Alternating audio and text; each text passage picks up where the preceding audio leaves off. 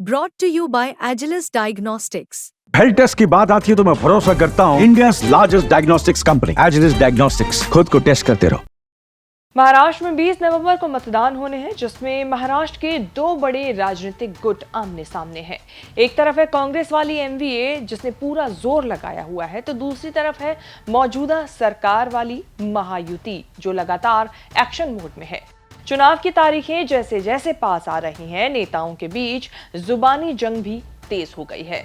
ऐसे में social media पर एक वीडियो वायरल है। वीडियो है सीएम एकनाथ शिंदे का, जिसमें उन्हें गद्दार कहा गया, वो भी चुनाव से चंद दिन पहले।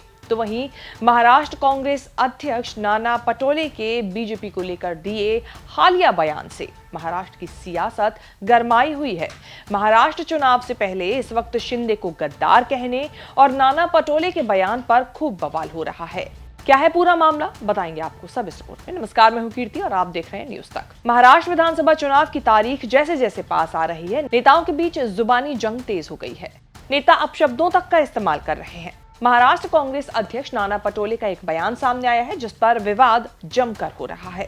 नाना पटोले ने अपने बयान में कहा कि मैं अकोला जिले के ओबीसी लोगों से पूछना चाहता हूं कि क्या आप उस बीजेपी को वोट देंगे जो आपको कुत्ता कहती है।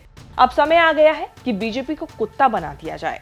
पटोले ने आगे कहा कि बीजेपी इतनी अहंकारी हो गई है कि वो अन्य पिछड़ा वर्ग समुदाय को कुत्ता कहती है। नाना पटोले के इस बयान पर बीजेपी नेता और पूर्व सांसद किरीट सोमैया पलटवार करते हुए कहते हैं, यह बयान एनडीए की हताशा को दर्शाते हैं। वे निराश हैं और हताश होते जा रहे हैं क्योंकि चुनाव में उन्हें पता है कि वो हारने वाले हैं। आपको बता दें, इससे पहले महाराष्ट्र सीएम एकनाथ शिंदे का एक वीडियो वायरल हुआ था, जिसमें वो भड़कते हुए कांग्रेस दफ्तर में एंट्री करते हुए नजर आ रहे थे और पूछ रहे थे कि अपने कार्यकर्ताओं को यही सिखाते हैं कि आप लोग, उनका व्यवहार इसी तरह का है। ऐसा सिखाते हैं कि आप लोग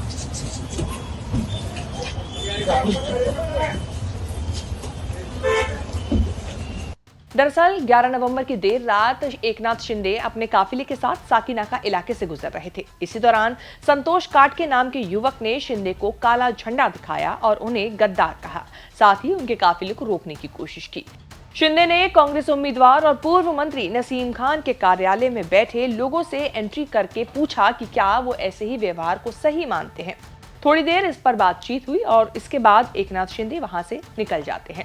ये पूरी घटना कांग्रेस उम्मीदवार और पूर्व मंत्री नसीम खान के चुनावी कार्यालय के बाहर हुई, जिसका किसी ने वीडियो बना लिया, जो कि अब सोशल मीडिया पर वायरल है। इन सब के बाद संतोष काटके नाम के आदमी को हिरासत में ले लिया गया। हालांकि बाद में उसे रिहा भी कर दिया गया। संतोष काटके के पिता साधु काटके रिपब्लिकन पार्टी ऑफ इंडिया यानी आठवले गुट के जिला अध्यक्ष हैं। बता दें कि शिवसेना में टूट के बाद एकनाथ शिंदे के विरोधी और उद्धव गुट के नेता बागियों के लिए गद्दार शब्द का इस्तेमाल करते हैं। उद्धव ठाकरे के शिवसेना के नेताओं को अक्सर ये कहते हुए सुना जाता है कि गद्दारों को महाराष्ट्र की जनता सबक सिखाएगी। इस तरह के बयानों को लेकर सीएम एकनाथ शिंदे भी अपना बयान दे चुके हैं। उन्होंने इस पर कहा था कि जिन लोगों ने बाला साहेब ठाकरे की विचारधारा छोड़ दी, 2019 में अपने सहयोगियों को धोखा दिया, वो इस तरह के शब्दों का इस्तेमाल करते हैं। दरअसल यहाँ एकनाथ शिंदे ने उद्धव ठाकरे पर निशाना साधा था। दरअसल 20 जून 2022 में शिवसेना में दो फाड़ हो गई थी।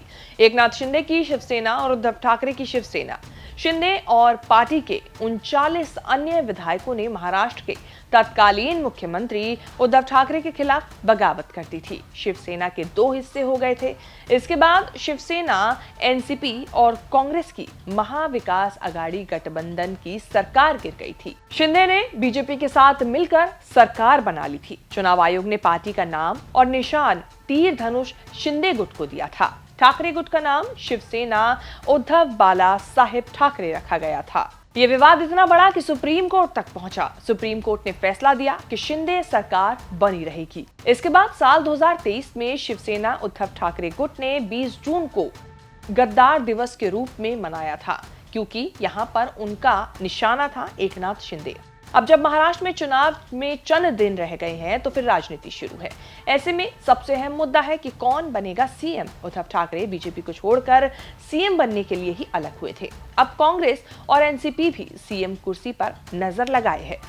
ऐसे में कौन बनेगा सीएम, चुनाव बाद एनडीए में एक अहम विवाद खड़ा करेगा। वैसे उद्धव को छोड़कर बाकी दोनों ही दल कह चुके हैं कि जिसके पास ज्यादा सीटें होंगी उसका नेता सीएम बनेगा। आपके हिसाब से इस बार महाराष्ट्र चुनाव में कौन सत्ता की कुर्सी तक पहुंचेगा? 20 नवंबर को मतदान है और 23 नवंबर को नतीजे जनता के सामने आएंगे। क्या आपकी राय है? हमें कमेंट करके जरूर बताएं।